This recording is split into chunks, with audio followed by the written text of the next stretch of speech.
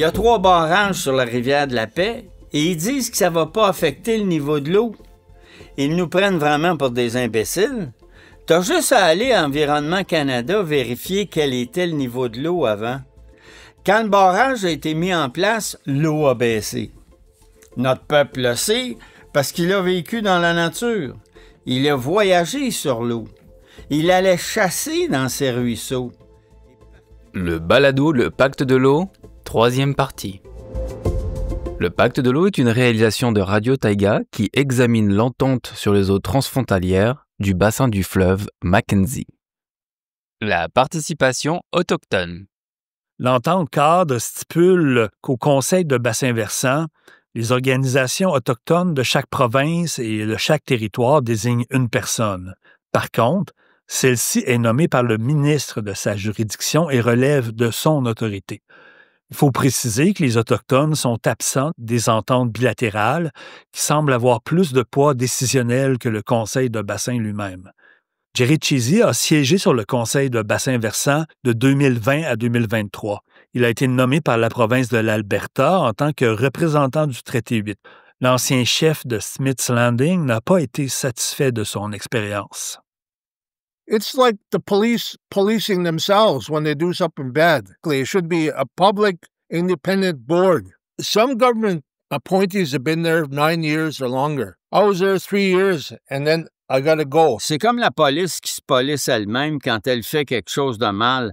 Ça devrait être un conseil indépendant et public. Il y a des personnes nommées par le Canada qui sont là pendant plus de 9 ans. Moi, j'ai été là 3 ans, et ensuite, il a fallu que je parte. Alors, il n'y a pas de continuité là-dedans. Ils amènent quelqu'un de nouveau, et le temps qu'ils comprennent le processus, il faut qu'ils s'en aillent. Le problème avec les ententes transfrontalières, c'est que nous n'avons jamais été impliqués là-dedans. Ils essaient de dire qu'ils nous ont consultés. Ils ont tenu des petites réunions par-ci par-là et ils ont dit « Voilà vos consultations ». Dans nos livres, c'est pas ça des consultations. On voulait être directement impliqués dans tout ça. On n'a jamais signé cette entente au nom de notre peuple. Ça ne dit rien de nos droits issus des traités et ça ne dit rien de nos droits autochtones inhérents. J'ai parlé à ces gars-là, je leur ai dit ce sur quoi l'industrie, les provinces et le fédéral travaillent actuellement. C'est une façon de changer les politiques et les réglementations pour relâcher des résidus toxiques dans le fleuve. Je leur ai clairement dit que mon peuple n'accepterait jamais ça. Mais ils y travaillent. Retiens bien ce que je te dis. Dans 2 ou 3 ans, ils vont changer la réglementation.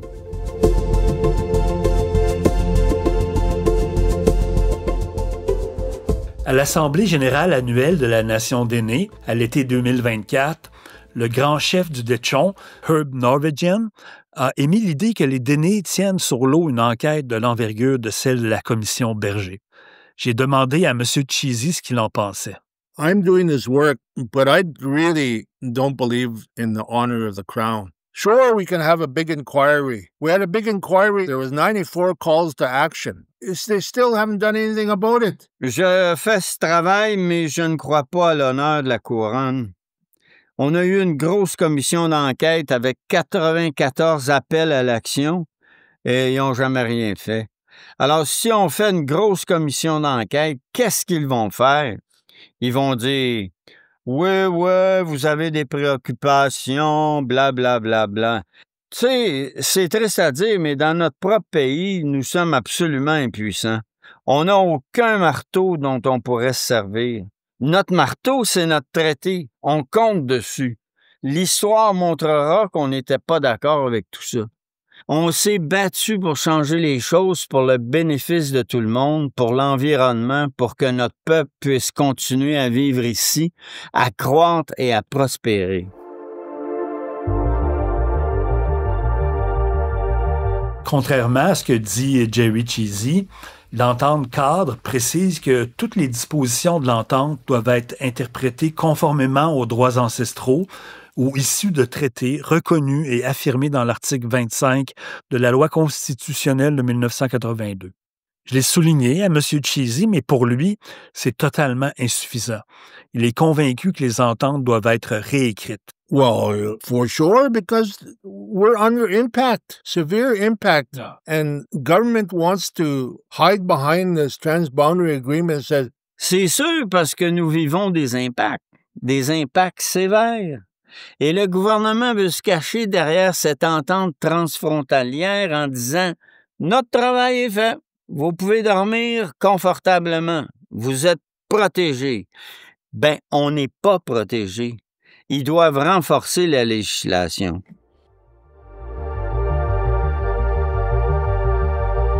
Des pistes de solutions. Devant les limites des ententes transfrontalières, quelles sont les solutions envisageables et envisagées pour protéger le bassin versant du fleuve Mackenzie, sa faune, sa flore, les modes de vie autochtones? La présidente de l'Observatoire international des droits de la nature, Jenny Vega Cardenas, est convaincue qu'accorder une personnalité juridique au fleuve est une solution. L'Observatoire a été impliqué dans la reconnaissance de la rivière Magpie au Québec. Il travaille à ce que ça soit aussi accordé au fleuve Saint-Laurent et à un parc en Tanzanie. Donner une personnalité à un cours d'eau, ça peut sembler extravagant, mais depuis plusieurs années, en se basant sur des traditions autochtones ou hindoues, des groupes écologiques essaient de faire valoir devant les tribunaux que la nature, comme les personnes, a des droits inhérents. En Nouvelle-Zélande, selon différents médias, le mont Taranaki et le fleuve Whanganui sont dotés d'une personnalité juridique. C'est aussi le cas du fleuve Atrato en Colombie, selon le Centre québécois du droit à l'environnement, qui ajoute qu'un statut similaire a été accordé un temps au Gange, en Inde, avant d'être retiré par la Cour suprême de ce pays. La Ville de Paris a même commandé une étude pour savoir si une personnalité juridique pourrait être accordée à la Seine.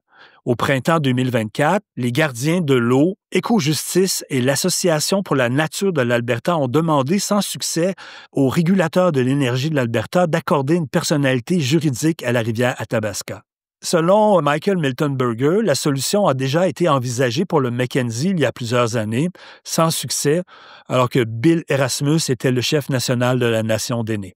Mme Cardenas affirme que deux aînés autochtones, Georgina Sidney et Fred Didzena, favorisent la personnalité juridique dans un rapport du Cercle des aînés de la rivière Liard qui est daté de mars 2024. Eux, ils vont parler de l'importance de reconnaître des droits et une personnalité juridique au fleuve Mackenzie, finalement pour représenter leur mission, parce que leur droit est très basé sur un animisme, donc de voir la terre et l'eau comme étant une mère vivante, une personne, et puis que ça change et ça maintient pour eux la relation qu'ils ont gardée avec ce fleuve depuis des millénaires. Parce que dans l'entente actuelle, c'est très technique, mais il manque cette vision plus spirituelle et plus culturelle qui vient des droits, finalement, des droits inhérents des peuples autochtones qui pourraient être inclus et qui pourraient donner plus de visibilité à tout ce travail de coordination entre les différentes nations et les provinces. Georgina Sidney, qu'elle parle de la Nouvelle-Zélande, d'autres personnalités juridiques qui ont été reconnues aux rivières, et puis qu'elle trouve que ça serait le plus grand honneur qu'on peut donner aux Dechou. Et puis elle dit aussi que c'est comme une grand-mère, et puis que c'est comme une personne. Alors, il faut la traiter avec le même respect qu'avec une personne. Puis il y a Fred Didzena. Eux, ils disent qu'on devrait aussi reconnaître des droits à ces fleuves-là de la manière de mieux prévenir les cas juridiques actuels et dommages étant donné les changements climatiques qui fait en sorte qu'il y a moins d'eau et puis qu'il faut nécessairement qu'il y ait un ajustement dans nos usages. Et ce que j'ai beaucoup aimé, c'est d'ajouter une non-voice perspective. C'est que dans leur réunion, on ajoute comme un cercle ou un objet qui représente le fleuve ou qui représente celui qui n'a pas de voix, pour que tout le monde à la table, à chaque fois qu'il apporte un point, considère finalement le fleuve, parce que d'habitude dans ces conversations, chaque province il va tirer de son côté ses intérêts industriels, économiques, des populations, etc. Mais on oublie finalement le point principal que c'est le fleuve, donc de le garder sur la table pour penser à lui. Et puis, c'est ça finalement qui amène la personnalité juridique, c'est de considérer qu'il doit avoir une voix autour de la table et que tous autour, comme un enfant, on doit penser à son meilleur intérêt avant de notre meilleur intérêt.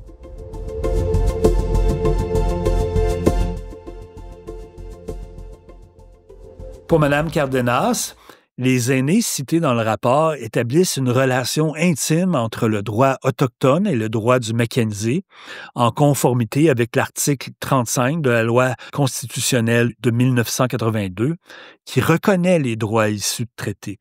Mme Cardenas explique qu'en droit international de l'eau existe deux principes importants, celui du dommage raisonnable et celui du dommage déraisonnable.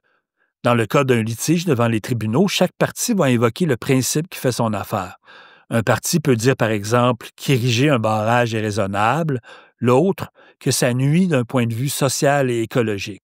Mais selon Mme Cardenas, l'utilisation du principe de dommage déraisonnable en cours serait renforcée par une personnalité juridique. C'est sûr que la personnalité juridique viendrait donner une force supplémentaire à la modération et à l'application éventuelle del principe devant une cour de justice. De donner une voix au fleuve et puis toujours garder en tête que c'est son intégrité, comme on l'a dit déjà, les principaux traités qu'on cherche. C'est quelque chose qu'on peut mettre de l'avant, le souligner et le renforcer. Donc, je pense que dans un contexte des changements climatiques où il y a des vraiment totales incertitudes, et comme on a vu en Espagne, tout d'un coup, la goutte froide qui a inondé d'une manière impensable Valence, ça peut arriver n'importe où, des grands changements drastiques, ça serait du jour au lendemain. Est-ce qu'on va être vraiment à l'écoute de pas seulement nos intérêts, mais aussi de l'intérêt de garder ce système qui nous soutient finalement, parce qu'on oublie que ces bassins versants nous soutiennent la vie et que si on s'adapte pas, finalement, on va faire échec non seulement au fleuve, mais à nos vies aussi et à nos prospérités. Elle avance également qu'une personnalité juridique peut s'appliquer et avoir un statut légal dans un contexte interjuridictionnel. Mme Cardenas affirme qu'un groupe autochtone ou le gouvernement des territoires du Nord-Ouest pourrait accorder une personnalité juridique au fleuve Mackenzie et que ce statut aurait une valeur même à l'extérieur des TNO. Ça viendrait renforcer tous ces modèles qui ont été mis en place, qui viendraient finalement le solidifier, le rendre plus fort. Et alors, ça serait de voir dans quelle mesure on peut compter sur la volonté des parties pour l'ajouter. Dès qu'il y a un moment où il y a un ordre juridique qui le reconnaît, par exemple un ordre juridique autochtone, ils sont vis-à-vis une normativité qui existe. Et en common law, on doit considérer au moment d'une décision toute la juridiction et toutes les lois qui existent, même coutumières, au moment de prendre une décision. Donc là, il y aurait quand même quelque chose qui existe sur la balance qui vont dire on n'a pas fait attention, on a causé un dommage, comme maintenant avec la rivière Athabasca, on a contaminé, on est en train d'apporter des polluants assez importants. Mais est-ce qu'il y aurait la possibilité qu'un ordre juridique autochtone poursuive au nom de ses propres lois et de son propre ordre juridique qui a été reconnu dans la Constitution en 1982? Oui, c'est possible.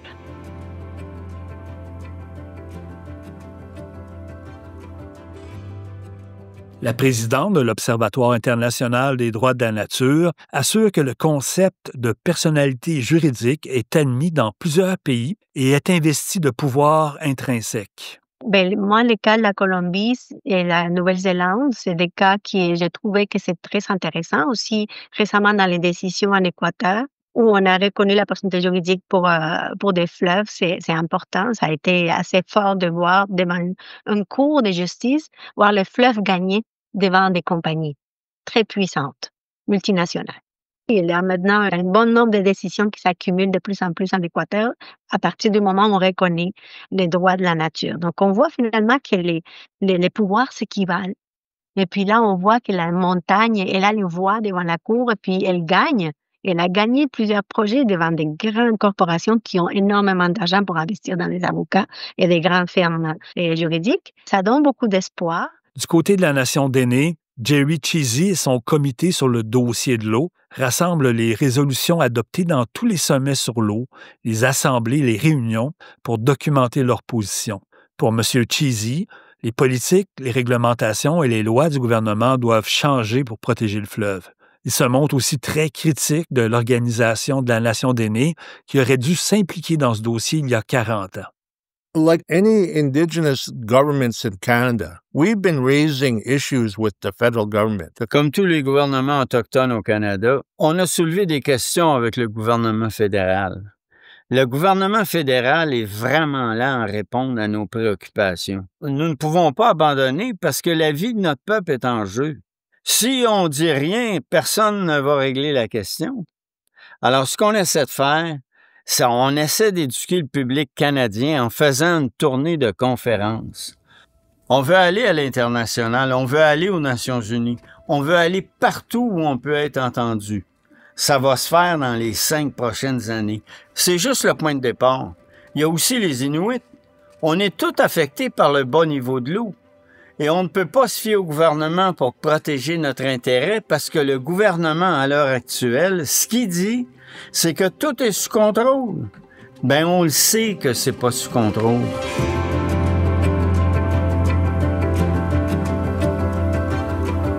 M. Cheesy pense qu'aller parler aux Nations unies embarrasserait le gouvernement canadien et le forcerait à agir. Par ailleurs, la tenue d'un forum sur le bassin versant du Mackenzie et le support à des actions pour sa préservation a fait l'objet d'une résolution de la 54e Assemblée générale de la Nation d'Aînés en juillet 2024. La résolution a été proposée par le chef du Conseil de Bandes Inuvik, Robert Charlie, et secondée par le chef de la Première Nation de Smith's Landing, Taidene Paulette. Jerry Cheesy dit que ce forum aura lieu en 2026. Quant à lui, John McDonnell voit comme un progrès la communication sur l'environnement que plusieurs groupes autochtones établissent entre eux. I'm not 100% knowledgeable of what's going on in the Athabasca, but Je ne sais pas à 100% ce qui se passe dans l'Athabasca, mais nous communiquons avec la Première Nation Chipewyan de l'Athabasca et d'autres groupes dans le secteur des sables bitumineux pour partager des données. Je pense qu'on s'en va dans la bonne direction. Tu sais, beaucoup d'Autochtones commencent à développer leurs propres groupes environnementaux et à travailler avec le gouvernement. Il y a des besoins pour du partenariat. Dans les anciennes générations, l'état d'esprit, c'était « le gouvernement va s'en occuper ». Mais la nouvelle génération doit reconnaître que le gouvernement veut construire une relation avec nous. Ils veulent qu'on travaille avec eux. On travaille pour la même chose, un environnement sain et durable.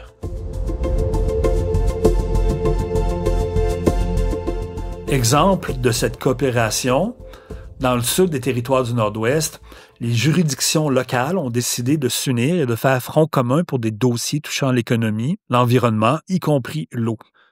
Le 21 juin 2024, la municipalité de Fort Smith, les Premières Nations de Smith's Landing et Salt River, et le Conseil métis de Fort Smith créaient le Conseil du leadership de Tebacha. Tebacha, qui est le nom de cette circonscription électorale. D'ailleurs, le député de la circonscription, Jay McDonnell, est aussi le ministre ténois de l'Environnement et du Changement climatique. Il siège au Conseil, mais sans avoir le droit de vote.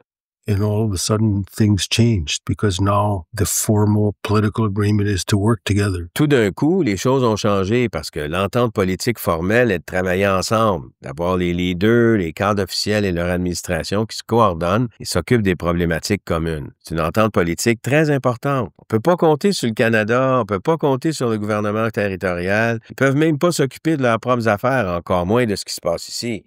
Au moment de conclure ce balado, avec les analyses divergentes des protagonistes, il reste difficile d'évaluer avec précision la valeur des ententes transfrontalières. Au minimum, il y a une reconnaissance commune et explicite des provinces et des territoires qu'il faut préserver l'eau et les écosystèmes pour les générations futures. Il y a des mécanismes en place, mais ensuite, comme l'a souligné Michael Miltonberger, il faut une volonté politique pour donner de la force et de la cohérence à tout ça. On va retenir qu'il faut une augmentation radicale des budgets de fonctionnement, une chose qui a été soulignée par plusieurs intervenants. On va se rappeler également que Hossein Bonagdari préconise la création d'un comité de supervision indépendant. C'est quelque chose qui avait déjà été recommandé en 2012 lors du Forum international Rosenberg sur la politique des eaux. D'autres défis se dessinent. L'Alberta travaille à modifier sa loi sur l'eau d'une manière qui, selon certains, comme les Waterkeepers, va augmenter les quantités d'eau utilisées.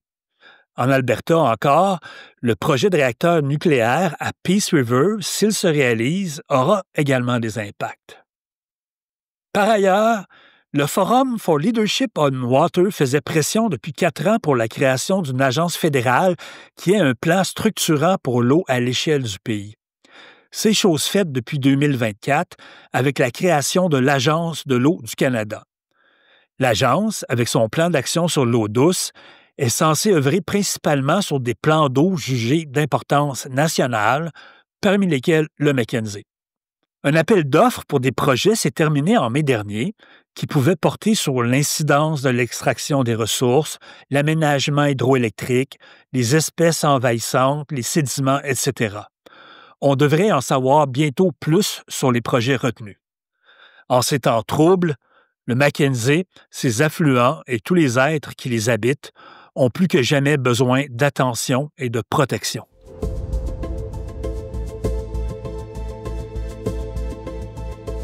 C'était le balado Le Pacte de l'eau. Ce balado vous est présenté par Médiaténois, le média francophone des territoires du Nord-Ouest. Script, recherche et entrevue par Denis Laure. Réalisation Benjamin Lavigne. À la production Cécile-Antoine Maisonnade, Maxence Jaillet, Nicolas Servel et Giovanni Imidi. Avec les voix de Christian Roy, Louis Macomber et Alexandre Baudin. Un merci très spécial à Juliana Hortelib.